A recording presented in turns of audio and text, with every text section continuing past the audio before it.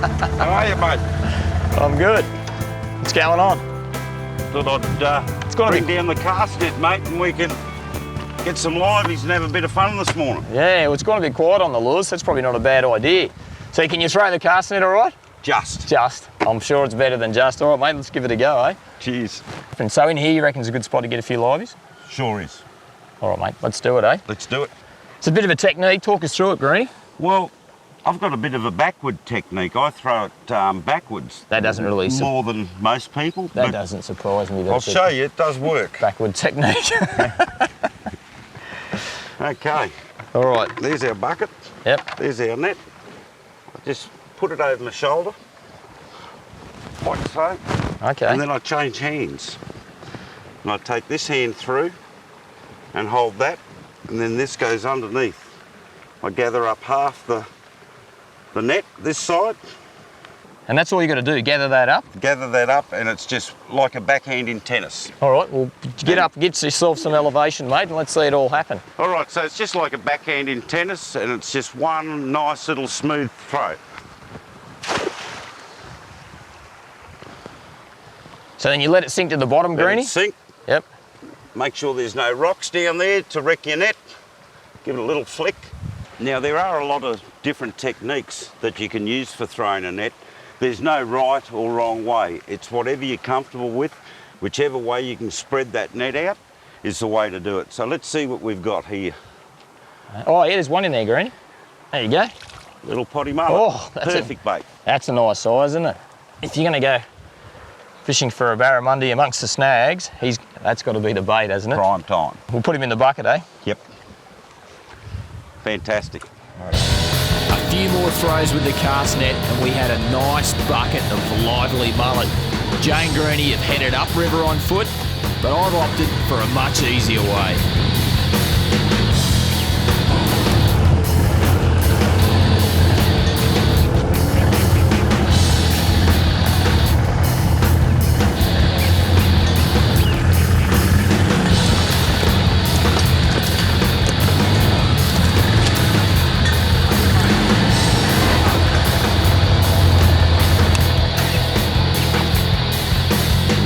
You get me in some places, Green Machine, I tell you. Well, don't look too closely, but there's a big salty croc slide over there, mate. Oh, wow. Are we safe here or what? Yes, no trouble. Oh, what being up here? I'm pretty tall compared to you when I'm saying. So some live baits along here, eh? Yeah, it's a rock bar down in here, and we've got the bend in the river, which is the deepest part of the river. Yep. All right, time to get a little bit organised with our rig. Pretty simple. I've brought a couple of bobby corks with me. Jay's got one there. He's threaded his on already. So we'll just thread our leader through. I've got some 60-pound leader. So it should do the job, fluorocarbon leader. Slide that up. And I'm not going to use a float stopper. Quite often we'd put a stopper. There's my knot. That's going to work perfectly as a stopper. And I want to sit about 800 mil down below. And that's going to be fine. Jay's probably going to be about 1 metre below.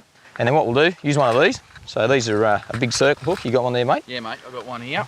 So 8/0 circle hook, and we're going to tie that on. And we'll tie that on with a lefty's loop knot. It's time to get him in the water, mate. Let's go and get into it, mate. I've got my livey. The Greenie's floating around here, and he's been the cast net guru, there's no doubt. So there's my live mullet. So there's a couple of different ways you can do it. We can either pin him through the back, or we can pin him through the nose. If there's a lot of current and you're fishing down current, I'd always pin him through the nose so his head's sitting in the current, but here he's only going to drift along. We want him to make lots of noise and vibration, so I'll just flick a couple of scales off at that last top fin there, and then just very, very lightly pin him with the circle hook, just through there like that, and he's going to kick around underneath our float. All right, let's get him out there.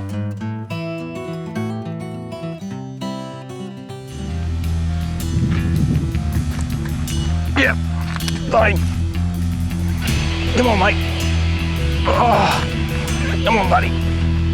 Oh, sparrow. Oh. There we go. That's what live baiting barra's all about. Beautiful little barra. Up you come. And just whack that mullet straight down. The great thing about these circle hooks is that for once, I don't have to be panicking about trebles, and that circle hook has done its job absolutely perfectly. Beautiful little barra. You can see it right in the corner of the jaw.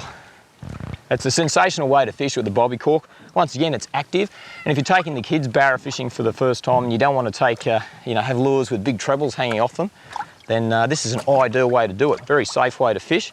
Look at that, that's just gone straight in the corner of the jaw there, straight out. So for catch and release purposes, they work really, really well. He's just come up and engulfed that. Beautiful little barra.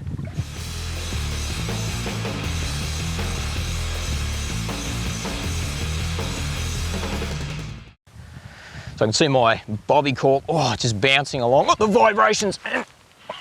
Oh, he's come up, there he goes. And I went a bit early that time, but we're in such a situation here with these snags. I just went a tiny bit early. That's all right. He didn't feel the hook, just got a couple of little marks on him because they're going to try and go under, and that's the only hard thing here, is just knowing when to lean in. He was going to go underneath the snags, and I didn't want to get wrapped around there, so there you go. Further up the bank, Jay's into the action. Oh, good stuff, Jay. Good on you, man. All right, just careful down this bank. Just give me the leader, Jay. Oh, there he goes. Woo. Well done, mate. Nice fish. Awesome.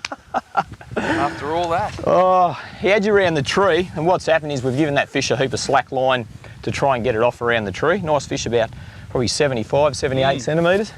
And when we've given it some slack line, it's been able to just shake that hook out. Nice release. It's probably safer to release it down there than it is up here, mate. Well done. Oh, come on, mate. Oh, nice fish. Nice fish. Come on, buddy. Oh, that's a solid barra. Solid barra. All right. He's getting up there in the high 70s. Really nice fish. Look at that circle hook, perfectly in the corner of the jaw, right where it's supposed to be. Cracking fish.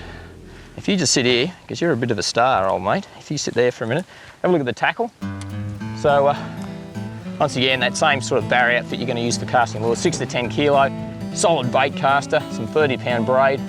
And I did actually change my rig a little bit as I went along. I wanted to get those baits a little bit deeper. So just excuse me waving things around. Bobby cork, this time I've added a swivel. And then down with a little, and the secret that I've got there is just that little running sinker down to my bait. And what that's going to do is punch that livey just down a little bit deeper where these bigger fellas are living. As my barra swims away, Jay's fighting a nice fish upstream, so time to hightail it up there. Oh, nice fish. Well done, buddy. Round this way, mate. Ah, you've got him pretty well there, I think, champ. There you go, mate. Get those grips there. Another nice one. At the same size as that last one, getting close to that 80 centimetre mark, I reckon. Good fun on the liveys. Oh, mate, unbelievable. The visual, the whole lot, the take around the snags. Hand-to-hand combat. Well done, buddy. Great fish. Now, for those of you at home who don't know, this is Jay Torrance, good mate of mine, and he's the general manager of the Alfabs group, and we're putting a competition together. They're sponsors of the show for you and your mate or your wife or your girlfriend, son and daughter, doesn't matter, the two of you to come here to the magnificent Staten River Lodge and fish with a couple of my mates from the Alfabs group and myself for 5 days. So check out all the information on the website www.michaelguestfishing.com.au. Get your entry in. We'd love to see you here. That's a good hit. You got him. That's him. That's a good one. Oh, good fish. Go, mate. Keep him out. Tummy. He's a good one. Go, man. Oh, go, Jay.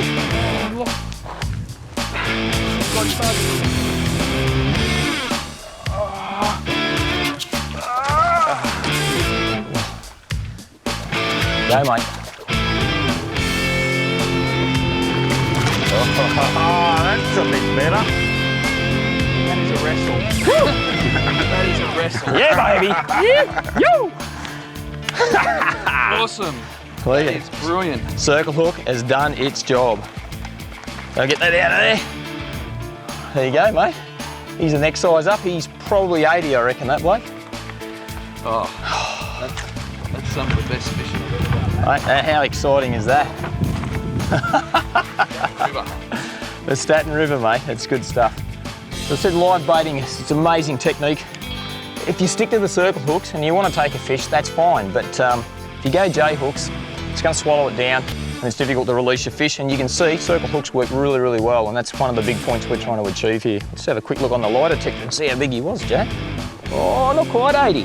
Where is he? He's the next level, 76. Still a nice fish, I've got to tell you. And to see him come up and eat that. Oh, well done, brother. Nice stuff. All right, buddy, back to your snag. This is about as close as I'm game to get to the edge. Crocodiles here, so it's not the most graceful of releases, but it'll do the job. There you go, mate. Straight back to where he came from. Beautiful red claw there. Up for a change of bait? We'll give this one a crack. All right. Red claw and cherubin are the choice bait for a lot of keen barra fishos. I've managed to sneak a couple of red claw away from the kitchen. As my float disappeared, I had the feeling this was going to be a cracking fish.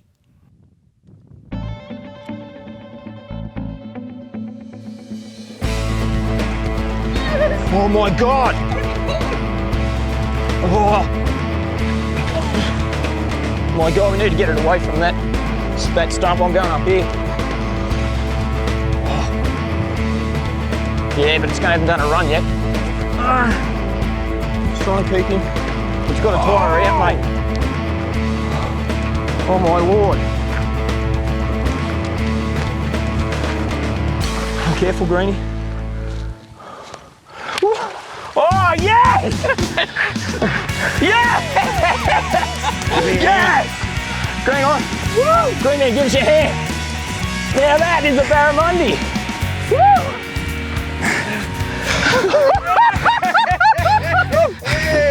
Yeah! That's a bit better than you made it one, mate. Oh, how's that for a fight? Told you when that tide turned. Let go of that, I'll just fire up. I need a hand. Who's helping me? Check that out for a barra. Oh, if that's not hand-to-hand combat, I'll probably put myself in a couple of positions. I've got a broken toe at the moment. I think I just re-broke it sliding around the bank there. I've got to tell you, that is a horse. Both thumbs locked in the spool, didn't let it take any runs whatsoever. It was either me or the highway, and somehow, I can't believe I hung on to that fish. Mate, that's got to be a metre 10, isn't it? Easy. Yes! Yes! Woo. You won't see me any more excited ever on television than catching that. That was just insane. Just insane. Oh, the sea! Oh, pretty heavy fish, this one. Put it on the lie detector, just see how big it is. Oh, where are we? Just not quite. Is it a metre 9 or not? Metre 8? Metre 8, just over a metre 8. So 1 metre and 8 centimetres. And look at that bulk through there. You can see that fish would probably weigh, not too sure, probably around about that sort of 15 to 16 kilo mark. So getting towards, 35, 40 pound fish. That's a big, heavy fish. He's ready to go. Away you go, big girl. What a great feeling watching my biggest barra ever swim off to fight another day.